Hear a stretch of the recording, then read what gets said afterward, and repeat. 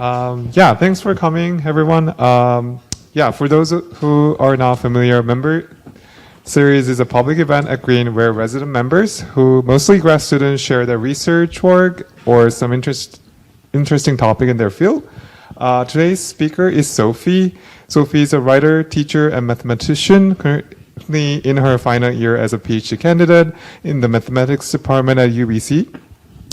She has spent the majority of her time and energy in grad school developing and facilitating pedagogy workshop at the Center for Teaching, Learning, and Technology, and in the mathematics department. Today, she will talk about how mathematical ideas, which we often find as decontextualized and abstract procedures, can be pursued sincerely for people who primarily value qualitative and concrete learning.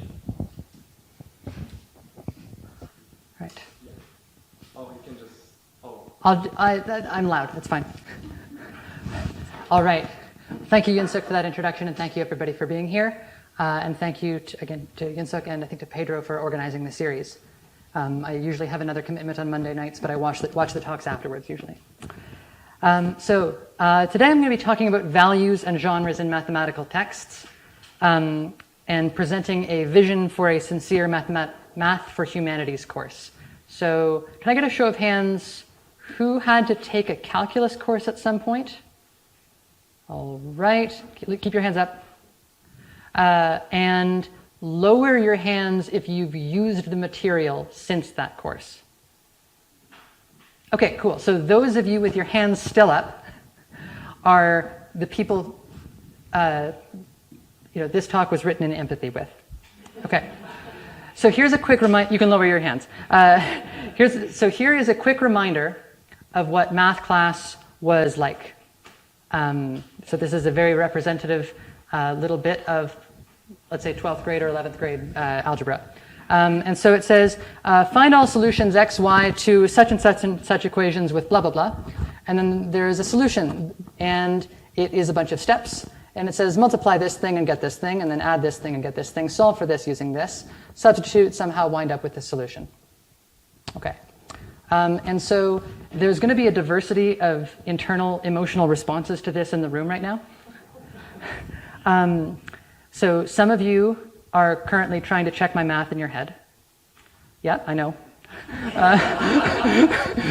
Thanks, Merlin. And some of you are probably feeling some somewhat unpleasant residual things.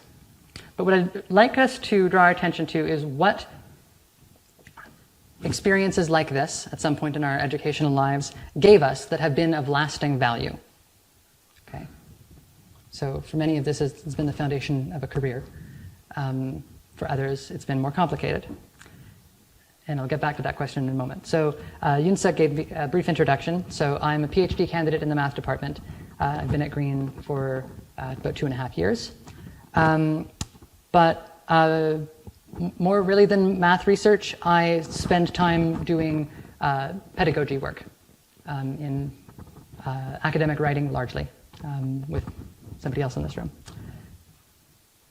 And so this talk proposes a way for people whose values do not align with those of conventional mathematics education to engage with mathematics on their own terms and construct something of value in the way that you may have struggled to construct something of value from things like those on the last slide.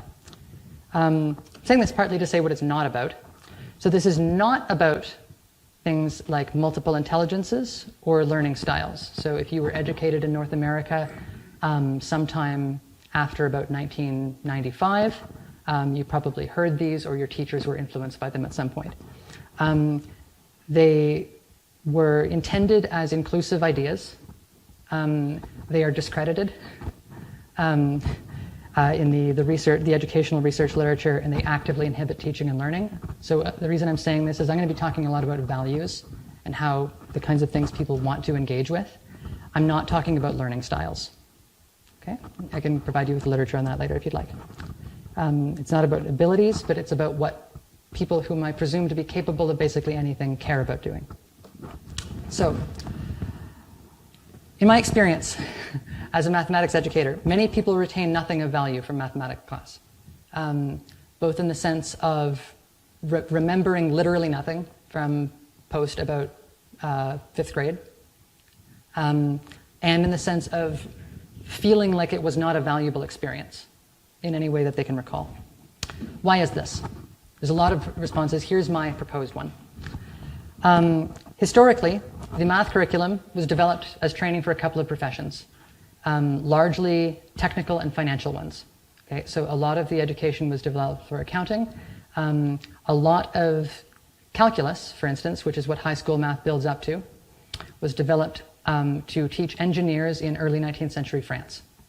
If you open a calculus textbook today, you are looking at a lightly edited version of Augustin Louis Cauchy's Cours d'Analyse from the 1810s, which was developed to teach French military engineers.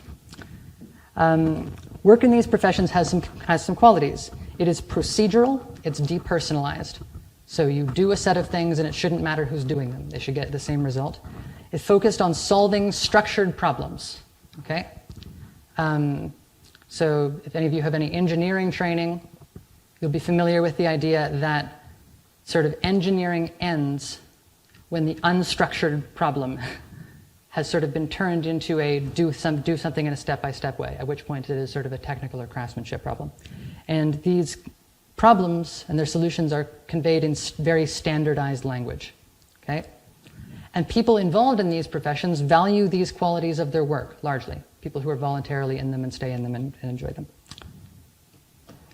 And going a little bit deeper into the ideas that are involved in these fields, core ideas in mathematics are decontextualized, and they're handled in abstraction, okay? On the first slide that I showed you, we had some x's and some y's. At no point did I say anything about what the x's and the y's meant. There were no units of measurement. There were no pictures. I didn't tell you where I got these things. And rigor and the absolute, okay, I got a right answer at the end, and I got there in a thoroughly defensible way, are uniformly privileged over intuition and the relative. And students in mathematical fields really like these aspects of their studies. At least a great many of them do. People who are doing these things voluntarily. If you talk to a lot of undergraduate engineers, they will say, I really like physics because in high school English, it was so subjective. It was if the teacher didn't like the way you wrote. Now, they're mistaken about the pedagogy, but they like the feeling that there's one right answer at the end. Okay. So how do we handle misaligned values? Well, mathematics educators usually think and talk about mathematics in a few ways, in terms of ideas and skills and some procedures, but largely ideas and skills, okay? And I think that this commits them to prioritizing the values that are on the previous slide. Because I think that mathematics, as seen in terms of these core ideas, so for instance, how you solve a system of polynomial equations, which is what I presented in the previous slide. Dealing with that in an efficient way requires decontextualizing them and depersonalizing them. So for people who value the personal, the contextual, the discursive, and the concrete, which are the basically antonyms of the four characterizations I had earlier, I think that trying to engage with mathematics via the abstract ideas, skills, and procedures is going to lead to misaligned values. In other words, I don't think that the disconnect that a lot of people who are primarily humanistically or qualitatively interested feel with their mathematics education, I don't think that's a PR issue. And I don't think it's a pedagogy issue. I think it's an issue with the field as it is conceived. And what I want to bring is that mathematics is not just the abstract ideas, skills, and procedures. It is not just how to solve a system of polynomial equations. And it's not just that dressed up in applications either. It is something separate from the ideas and what you do with them. It's a body of texts. It's a community of practitioners. A few of us are in this room. It's a tradition of teaching and learning that various of us have been exposed to in different ways, and it's a method of discourse. And so I want to try and have us engage with some mathematical texts on these terms.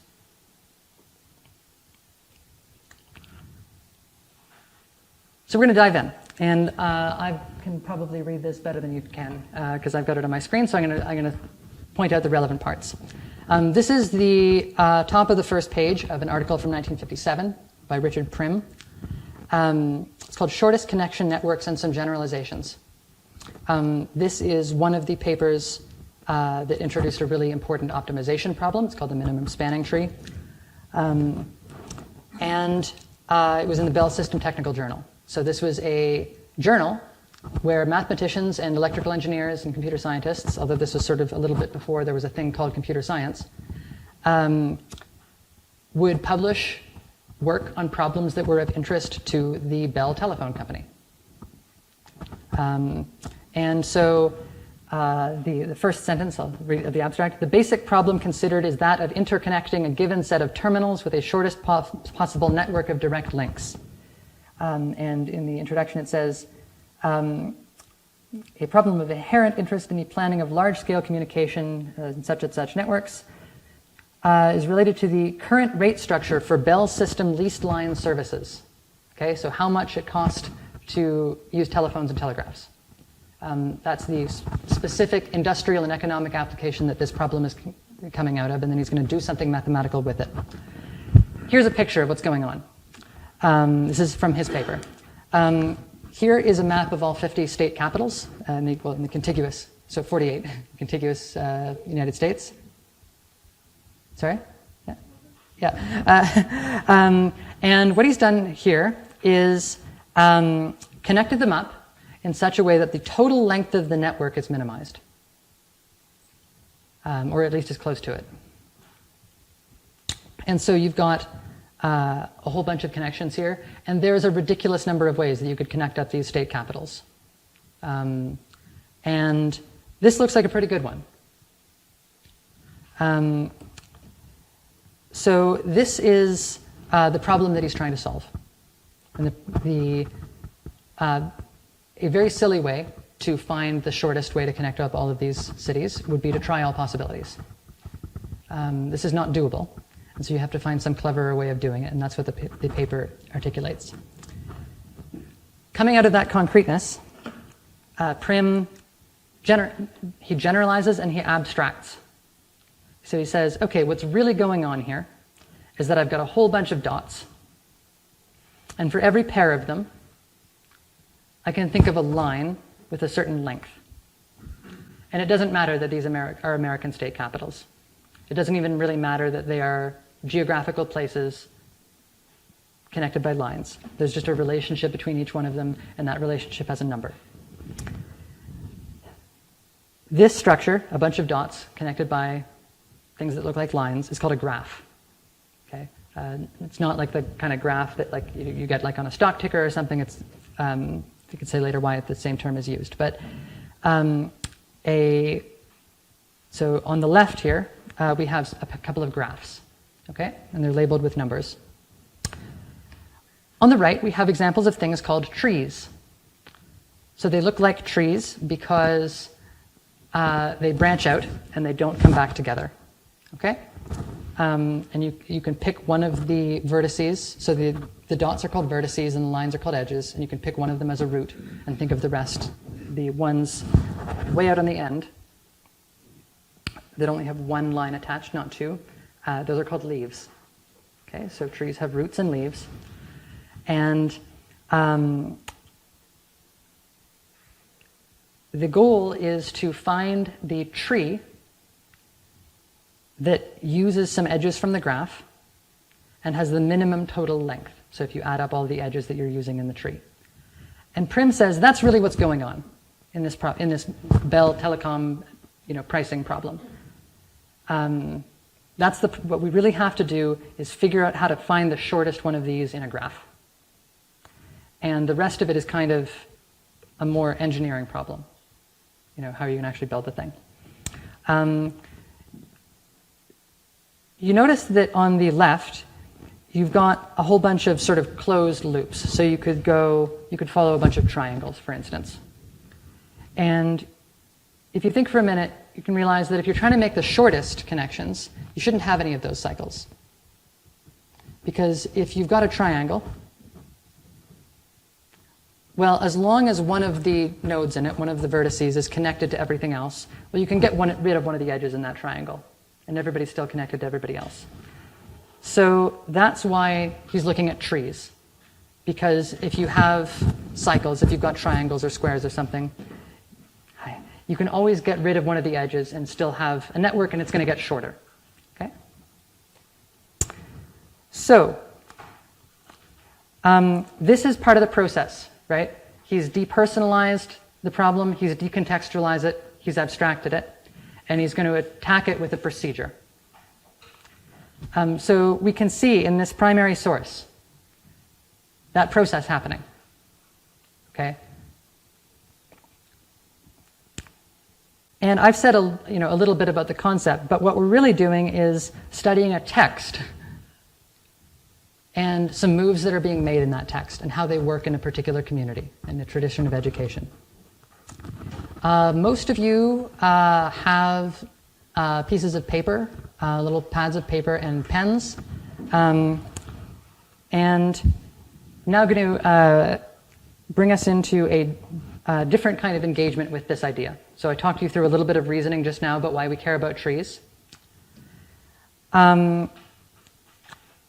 There were 48 there were 48 state capitals in the contiguous US. Did anybody have time to count the number of edges, the number of links? Mathematicians are not allowed to give the answer. I don't think anybody counted them. Nevertheless, without counting them, I can tell you how many there were. There were 47. And the reason that there were 47 is what we're going to explore. So suppose all the edges in a graph have the same length. Okay? Then the shortest spanning tree should just be the one with the fewest edges, right? Doesn't matter how many, so you just pick one with as few edges as possible. But surprise, all spanning trees have a given graph. So a spanning tree, I should say, is just a tree. So some dots and some lines that don't connect up again. A spanning tree is one that spans the whole graph in the sense that it uses all of the vertices. It won't use all of the edges, but it will use all the vertices. And I claim that all spanning trees of a given graph have the same number of edges. Which means that the optimization problem, the how do we make it as short as possible, really is about the difference in the length. It's not about the difference in the number. Okay? If you know what network you're starting with, you know what number of edges you're going to have in a minimum spanning tree.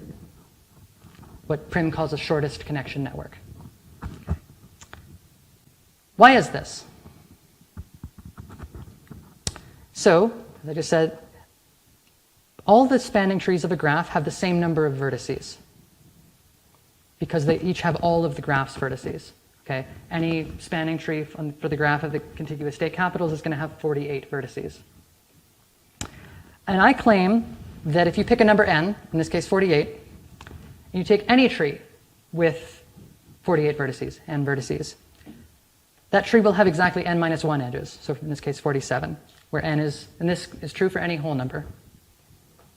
So let's check this. It's true for n equals 1. Okay? If n equals 1, you've got one city. You don't need to build any telecom lines between cities. So your number of edges is 0. And n is 1, n minus 1 is 0. That checks out. We're going to use this as what's called a base case in an induction.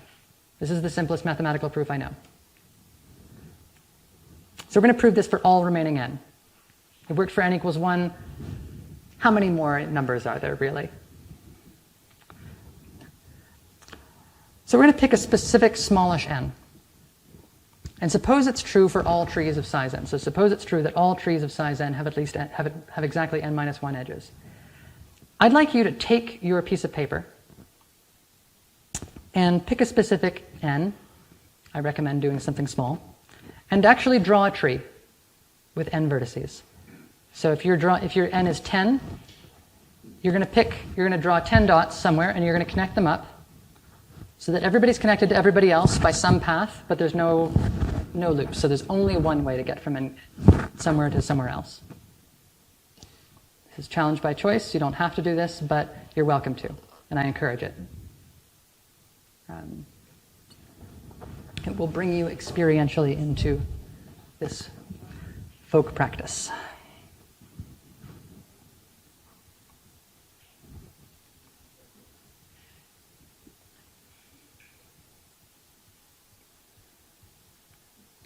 Okay, and I'll let you continue with that art project.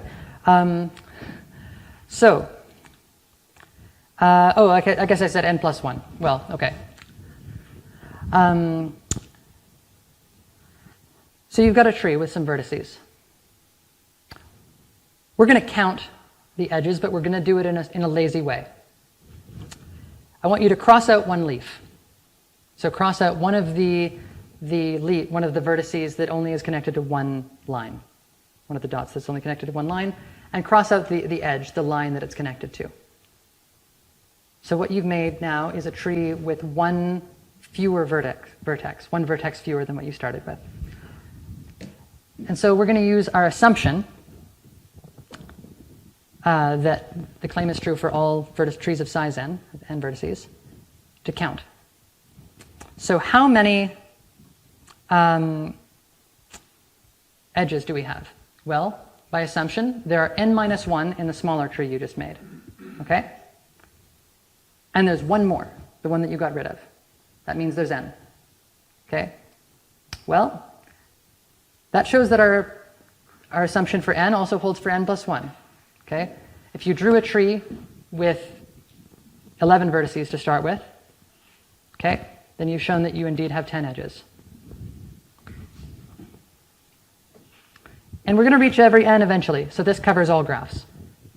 So what we've shown here is that for any graph, all spanning trees, so if you pick a graph, all of the spanning trees of that graph have the same number of edges. Isn't that neat? How did we come to know that? Like, you did some steps, but it was also kind of listening to an argument. Which one was it? Was it a procedure? Was it an argument? We'll explore this. I should also say that the reason I made this talk about trees, or all of the examples in this talk are going to be about trees, partly because they're, I think, the simplest mathematical objects that I can explain.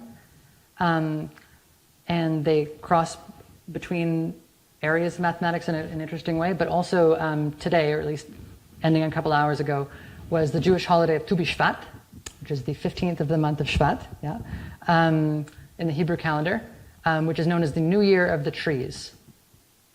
Yeah, Rosh Hashanah Ha'Ilanot. I just came from an event at Hillel, where we were eating ice cream, which has nothing to do with Tu B'Shvat, but Rabbi Cohen made it work. Okay. So, I have shown you two genres of mathematical communication. I showed you a research article, part of it, and I just showed you something that would have been very representative from Math 200, Introduction to Proofs, or Math 220, Introduction to Proofs here at UBC. So, part of an undergraduate lecture. Here are some other examples of academic genres you may be familiar with in your own fields. Research article, we've seen this. A rejoinder. We don't really do these in mathematics, but it's my favorite genre. It's when in the humanities or social sciences, somebody publishes an article and everybody else hates it. And so the journal publishes a bunch of responses that are just barely polite. A homework assignment description. This is an academic genre.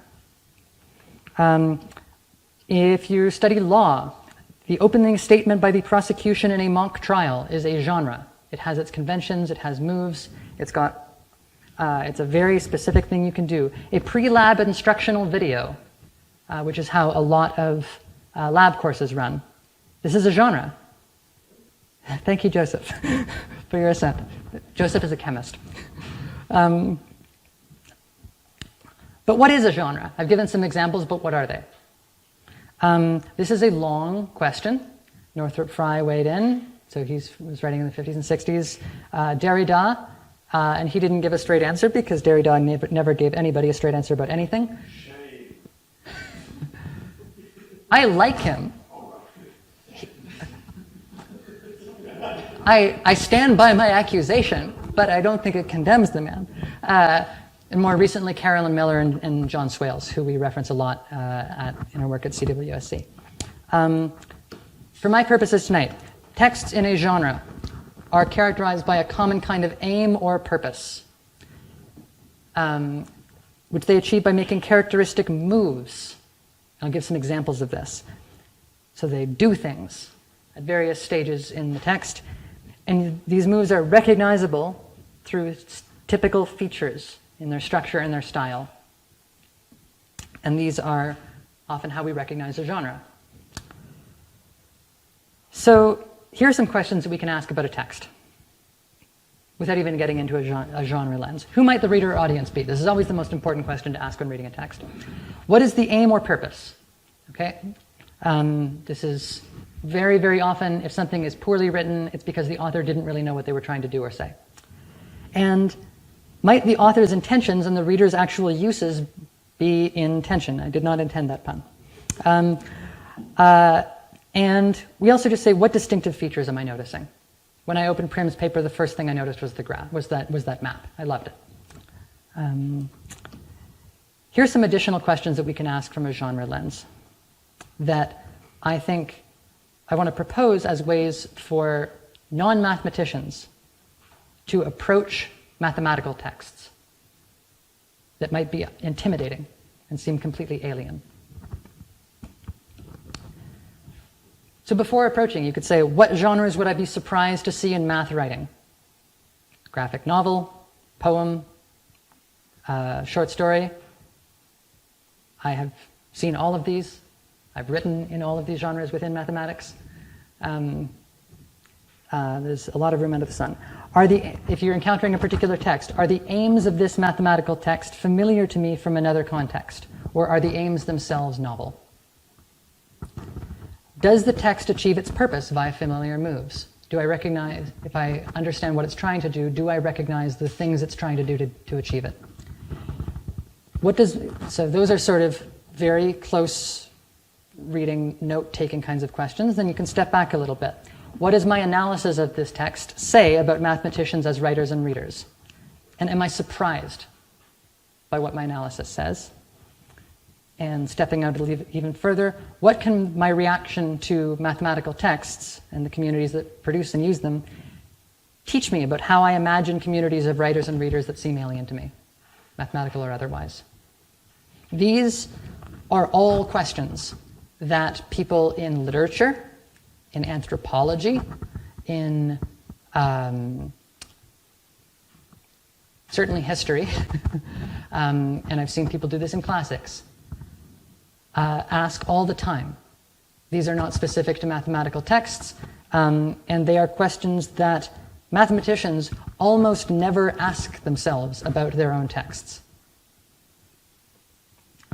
Let's do this with Prim's paper and my mini lesson. The mini lesson is a genre that we use a lot at CTLT. So who is Prim writing for? He's writing for academic and industrial researchers, the readers of the Bell System Technical Journal. These are people distant from him in time and place, although not that distant. He probably knows a lot of them by reputation and a few of them personally. His first audience is for the reviewers of the journal, or the referees and the editors. My audience is y'all. Here, you're in this room. I know most of you personally. I've talked with many of you about this stuff before. I can see all of your reactions in real time. You all have opportunities to ask me questions. We have my relationship with you here, very, very different from Prim's relationship with his audience. Okay? And there are some people online. We love you. What are Prim's aims? He's trying to introduce new ideas and techniques, and he's trying to claim priority over them. Okay, the history of the spanning tree problem is a little bit complicated. He was actually kind of the third person to publish on this, but the things he's doing with it, he's putting his name down on the person who did them first, on being the person who did them first. My aims are totally different. I'm providing some technical context for these texts that I'm presenting to you, and I'm guiding you through them experientially, like in particular with that mini lesson. I gave you an experience with drawing those trees. But nothing that I'm providing here is novel. This is a very carefully polished bit of established knowledge. What moves does Prim make? In the sentences that I read to you from his first page, he says, this is a problem of interest in this industrial and economic application. I'm paraphrasing. So he's establishing his territory, and he's claiming that the thing he's going to do is of central importance. And he's indicating some typical examples. So he shows the motivating concrete example with the map, and he's giving you some pictures of other graphs, like the ones we looked at, where I showed you what a graph is and what a tree is. So he's doing this to get a picture in your mind of what basically he's writing about. Okay? The moves that I did are related, but they're different. Because I'm not trying to establish a research area. I don't have to sell my paper to you, or sell this thing to you as Prim would have to a reader or to a referee. You're already in the room. You were brought in here by the abstract and by the fact that you know me, and a lot of you live here. And I invited your participation. This is something that Prim can't do quite as directly because he's not doing this live. And some features. He explicitly labeled the basic problem. He puts keywords in italics. He gives the picture. He gives these pictures. I did some different things. Again, you're here. I could speak in the imperative. When I put italics on the slide, they weren't for keywords, they were for emphasis. Because I'm here. I can use my voice to indicate when we have words that need defining. And the pictures that came out were your pictures. During the mini lesson, I did not draw anything. You did. So there is an emergent aspect of this. And a sort of improvisational. I don't know exactly what you were looking at. So I had to make sure that whatever I was saying was true of whatever you were looking at, even though I couldn't see it. So that's a genre analysis, okay? This gives us a bit of a sense of what research articles in this area of mathematics are doing and what I'm doing. This is another genre. I'm not going to spend time on this, but this is how a lot of students learn this stuff. Okay, and so the title of the video here is Kruskall's Algorithm for Minimum Spanning Tree. Kruskal was another person who published around this time. So you notice she's has some pictures, and she's sort of a mix of what I'm doing here. She can speak, and she can do things live, but she's still distant from her audience in time and space. Here's a different kind of genre. This is another one that both students and experts use. This is from the site called Math Overflow, which is a question and answer research forum for professional research mathematicians. Okay, so here is a question that was asked last year. This is actually by an undergraduate. He's very strong. He lives in Quebec. So the title, Class Numbers of Function Fields and Spanning Trees. Spanning trees, we know what those are. We don't know what function fields are or what their class numbers are. That's fine. We don't need to. Here's what he's saying. In this book, Lubotsky, who's some guy, mentions that such and such and such have consequences of such and such and such, citing an unpublished paper of Sarnak from 1988, which I can't find anywhere on the internet. I have heard that, yada da da da da da da da. I'm not sure about the details of this. Is this the connection Lubotsky was talking about? There's his question. So he's provided some background and he's asking a question. Okay. What is he doing? He's reporting personal experience and thoughts. Research articles don't do this much, at least in mathematics. And he's providing some quite loose sourcing. So he says, I've heard. You don't say, I have heard in a research article. He's talking about his experience, trying to find these sources. He's making direct questions and requests. He says, is this the connection Lubotsky was talking about? What does that tell you about his audience? It tells you that his audience might know Lubotsky. or at least might be much more familiar with Lubotsky's texts. And he's asking, please correct me. And he's also, something that might have been sort of intimidating, is down at the bottom of the page, that displayed equation. That's okay, we can look at what he's doing. He's introducing some notation, but he doesn't just throw it in. A lot of people might think that, have the impression that mathematical texts are pages and pages of equations. We've seen that they're not. And even when there is mathematical notation, it's embedded grammatically into the sentence.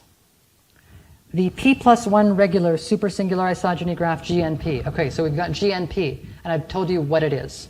It's a supersingular isogeny graph. We know what the word graph means. That's great. Only 2 more words. And it says, whose vertices are, yada da da da. They're not state capitals. But he explains what this graph is. And the edges are, yada da da da. They're not telegraph lines. Or the following lower bound due to Alon. Noga Alon is a very prolific mathematician. Beta of k equals k minus da da da, where beta of k is, and he goes on to explain. Okay? So these are some of the features that appear in research writing. I didn't do this to nearly the same degree that he did in my mini lesson, because my audience is different. Okay, he's writing for people who are very extensively trained in parsing things like this. So I'm gonna scoot along, but that to me, I spend a lot of time on Math Overflow. A lot of mathematicians do. This is a genre that is really living. You don't understand what mathematicians are doing with texts these days, I think, if you're not taking a good, frequent look at Math Overflow and similar sites. It's based on Stack Overflow, which is the programming site. Here's another one related to this. Technical software documentation. Okay? So, who here writes code regularly? Show of hands. Okay? All right. Who here routinely swears at the computer because something is poorly documented? Thank you. Yep. Okay, so this is from some software called Sage Math, which is a really great, I think, community-developed thing. It's basically a huge Python library, if any of you work in Python. And so here's part of the documentation. You pass in a graph. So you give, it's a bit of code, and you input a graph, and it's giving some examples of how you do that, how you tell the computer what graph you want to look at. And it gives you a list, basically, of all of the spanning trees of that graph. And it tells you what format it's going to give it to you.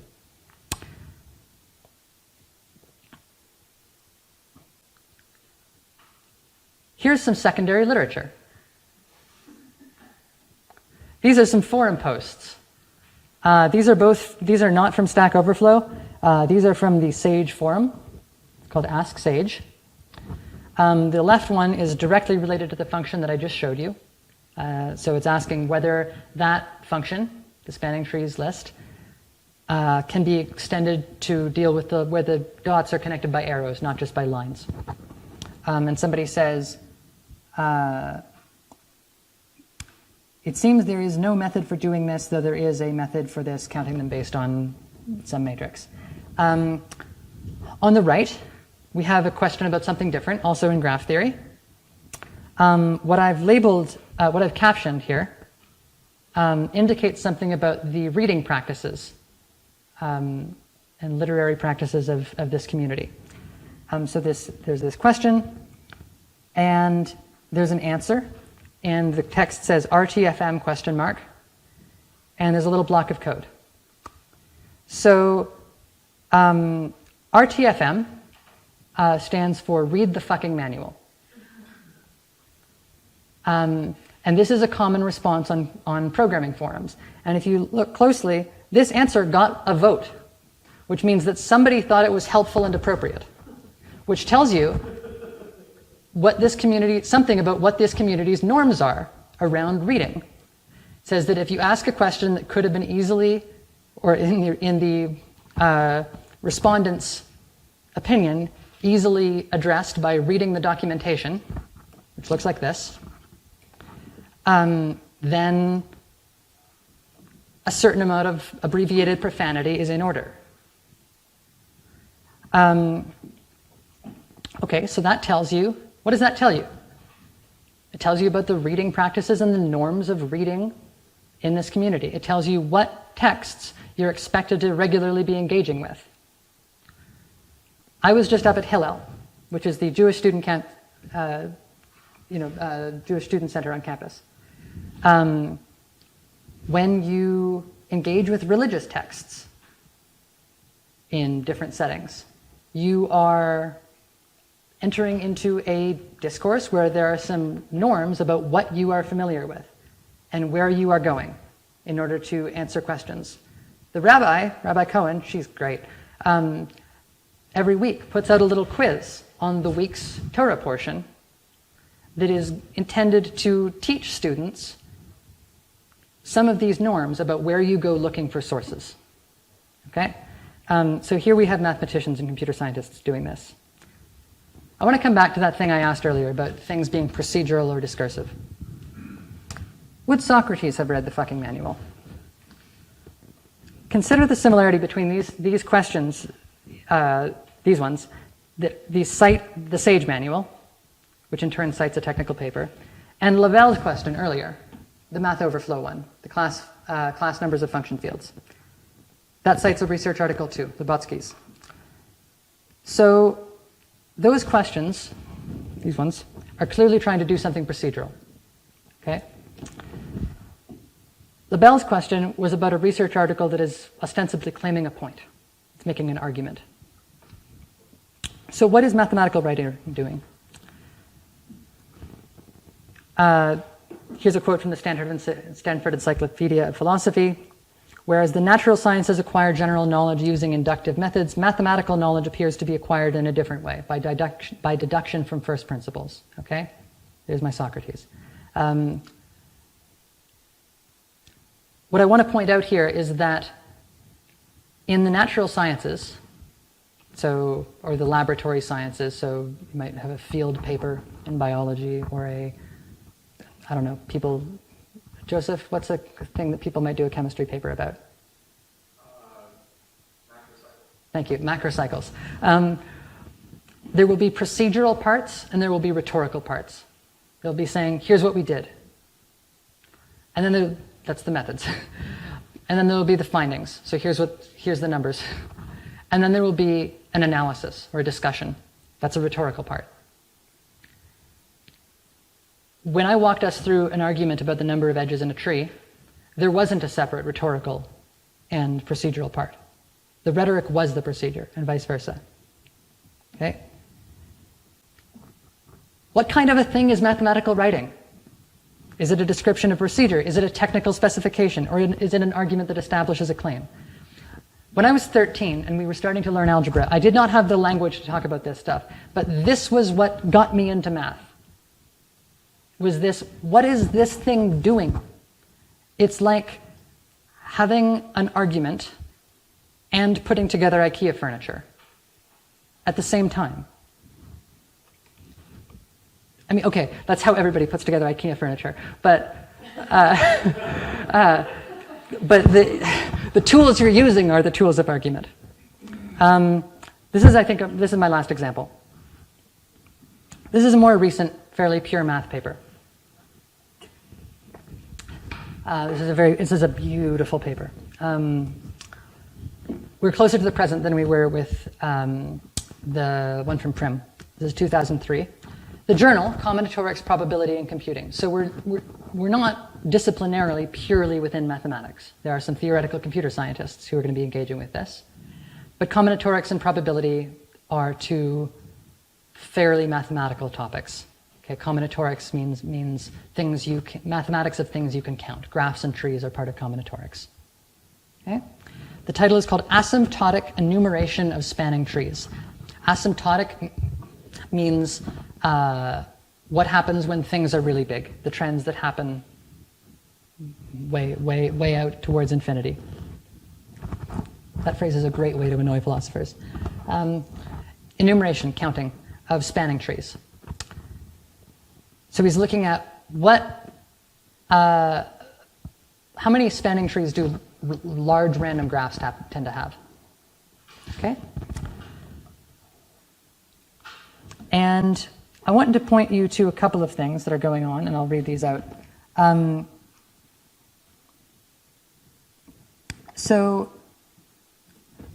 the first page, which is on the left here, we have some centrality claims, as I talked about earlier, establishing the territory.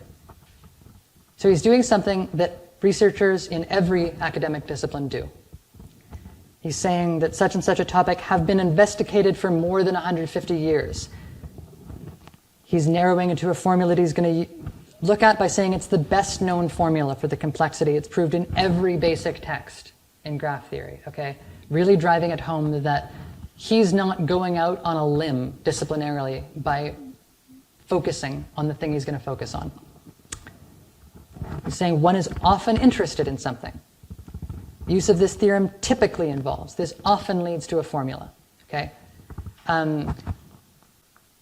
He's doing a couple things with these claims. One of them is for outsiders. He's saying, here's how we do things over here. For insiders, he's saying, if any of you want to say that what I'm doing is out of line, dispute the evidence that I'm presenting, that what I'm doing is in fact central and typical. Okay? The other thing I want to point out, look at the right-hand page. Proof of theorem 5.1 is what it says at the top. Then there's this whole mess of technical details. There's this little, it's too small to see, but this little square at the end, that means the proof is finished. Yeah. So he's finishing this technical proof. Then it's the acknowledgments. It just ends. It just cuts to black. It just ends. There's no conclusion. Who else is allowed to do that? Why? It's because we don't read in order. That's not the last thing, or it might be the last thing you read, but you don't read this paper beginning to end. The conclusion, the stuff that says where you might go from here, not always, but typically in a math paper, that's at the end of the introduction.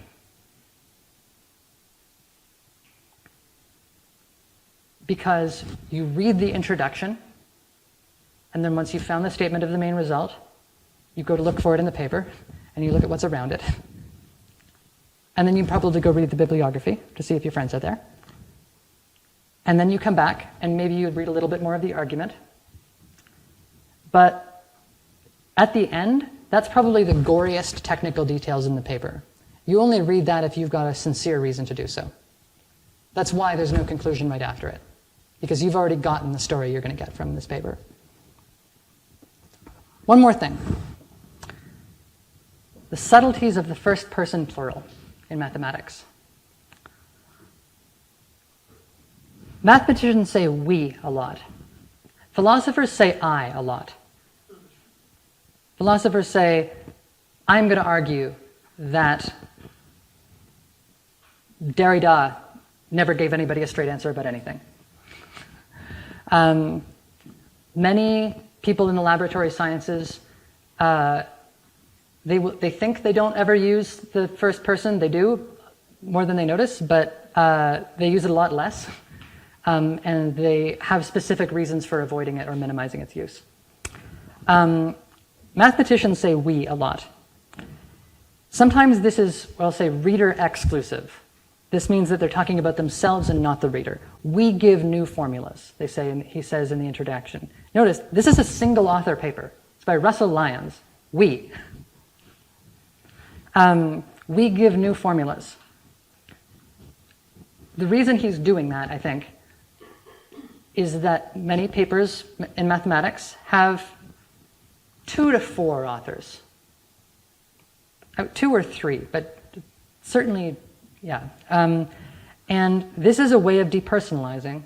Because it's saying this paper is single author, but it might as well not be. So he's naming his moves. He's naming his contributions. Sometimes it's reader inclusive, inviting participation. We may apply Lemma 5.6 to obtain such and such a result. Here he's doing what I'm doing, what I was doing with the pens and the pads of paper. He's inviting the reader to say, we're doing this too. You're following along with this argument? Okay, here's what we're doing next. We are applying Lemma 5.6. He says, part of what I know he's doing that is, he doesn't say we apply Lemma 5.6, he says we may. And there are some examples where I think it's open to discussion, and where I would want to ask Russell Lyons, he's still alive, about what he meant, what he intended. We first prove, as we recalled, in such and such a section. Did he himself recall it?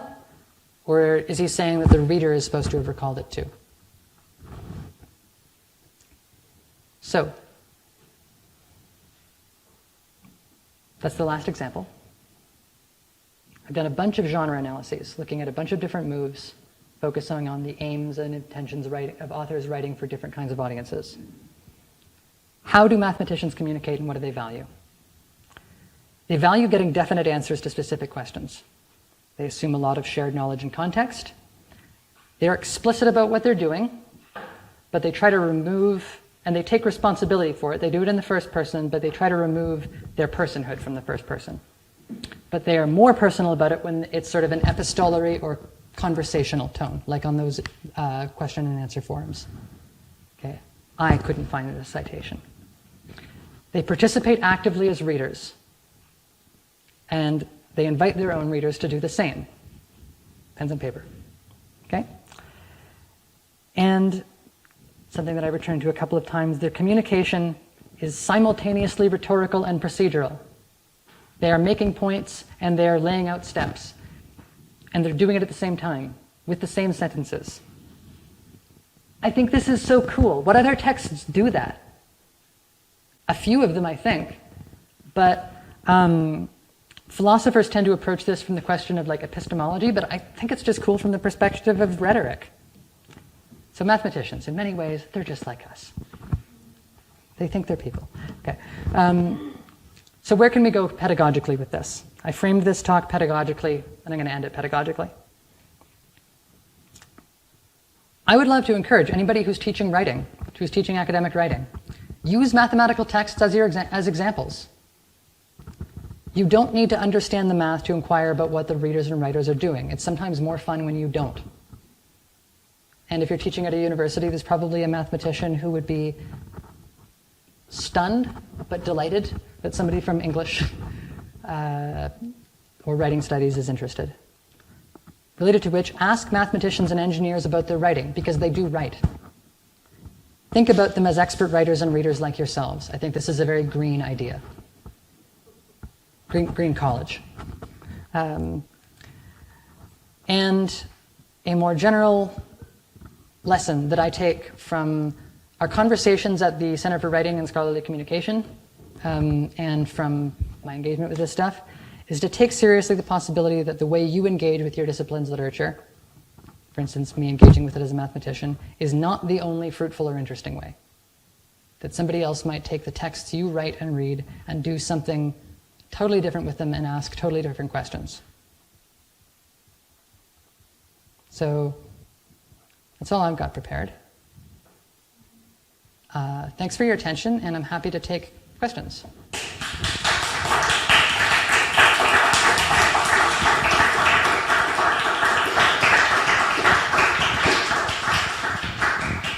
Yeah, I think we can take one or two questions from the audience. Yes, Joseph. Wow, fascinating talk. Thank you so much. That was you. very fun and excellently put together. I have a couple things. One's more of a comment, and one's a question/comment. The comment is kind of funny. I liked, I'm trying to remember which slide it was, where you talked about like ways of obscuring the source of your knowledge, a loose citing or something. And yeah, in that case, he wasn't trying to obscure. Sure, He was just, loose sourcing. Yeah. But this is a tradition that has been certainly fallen by the wayside in a lot of academic science articles, and I wanted to share one of my favorite examples from like classic, late 1800s, early 1900s chemistry synthesis papers. It's using techniques known to one skilled in the art Right. as Yeah. part of your procedural write-up. Good. And also, I wanted to ask if you've done any digging or had anybody recommend you do some digging looking at presocratic philosophy and some of the roots of the kind of mathematical rhetoric that you're talking about. Because in some of that Greek literature, you know, obviously not saying that all of mathematics is descended from Greek thought, it's not. But certainly a lot of mathematicians thought it was for a Yes. long time. And you can really see some very interesting primordial soup of like philosophical change going on, where there's these people that are reasoning in this kind of way, Yeah. but they're also very much having rhetorical arguments, and they know that they are. Yeah. And so there's an absence of kind of that, in my experience, kind of an absence of the kind of like self-consciousness or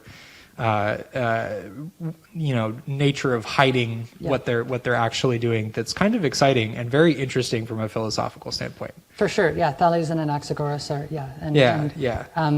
there's a good argument that that sort of dual nature of mathematics sort of comes from Greeks doing Greek things to Babylonian procedures. So that's sort of where Euclid gets going. There was another question. Last question. Hi, Sophie. Sad Patty couldn't be here for this. I think she would have loved that. Yeah, we were recording it. Fantastic. Yeah. Anyway, hi, Patty. Patty is the director at the Center for Writing and Scholarly Communication. Yeah, I think this is fascinating. And, you know, I'm coming at this from a science studies perspective and thinking about, okay, yes, there have been, you know, social science studies of practices in what we talked about, the natural sciences. We've talked about, you know, there's a whole lot of talk about engineering, but I can't for the life of me think of people who've done, you know, ethnographic work or critical work in philosophy of science or history of science, et cetera, all of the sciences, of mathematics. You know, and I think of, you know, laboratory ethnographies and things like that, of just studying the culture. But you're kind of, you're taking that examination kind of through a literary criticism of the mathematical genre. And I think there's a lot of fruit on that tree.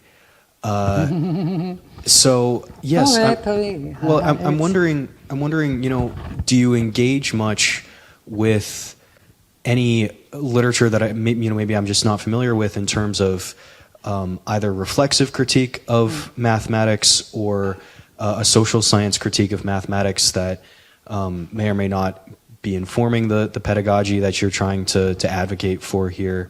Because I would love to hear it. Sure. So a lot of the math ed literature is explicitly ethnographic. So you have an education researcher observing a mathematics classroom, or observing an instructor interacting with a small group of students, or just students interacting with each other. I'm not aware of that so much in the research community.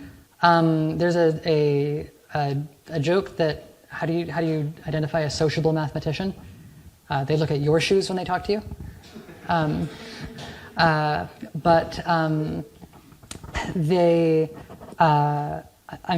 aware of anything on that. Yeah, that's an interesting question. Unfortunately, we are over time, but let's get one question. Yeah. So there's a lot of things which take my breath away. Could be mapping, poetry, music, and pictures, etc. But as a lifetime mathematician, nothing takes my breath away more than seeing a proof. It's something, it's an object of great beauty. Yeah. What's going on? That is Yeah, thank you for, my phone thinks I'm talking to it. Foolish creature. So the question was about beauty in mathematics. And I really agree. And a lot of philosophers of both of mathematics and of aesthetics have agreed. And lots of mathematicians write about this, their own experiences of mathematical beauty, largely through compilations of mathematical proofs. So Paul Erdős was a mathematician of the 20th century. He had more collaborators than anybody else, over 1,700. He wrote basically a paper every 6 weeks for about 55 years. And slept on everybody else's. Slept on everybody. The man was gloriously and beautifully autistic. He he fled Hungary and went back to Hungary and fled again. And he talked about proofs from the book. And the book being a book that God has of all of his favorite proofs. He didn't believe in God, except in a sort of very Hungarian Jewish way. He referred to God as the supreme fascist, the SF. And some contemporary mathematicians have compiled a series of books that they call proofs from the book, which are sort of a community's estimation of really beautiful proofs. I don't frankly know that people with serious engagement with the philosophical literature on aesthetics have turned their attention to mathematical beauty. My focus here was on rhetorical genres rather than artistic genres. Partly because that's a little bit more of my training, and partly because I think I feel on somewhat firmer ground. Yeah, but it's a great question. Thank you. I think Yoon Suk is urging us to. Yeah, bring but ourselves to a I conclusion, think we but- need to wrap up here. Yeah. Thanks everyone for staying late for the event, and thank you, Sophie. Thank you.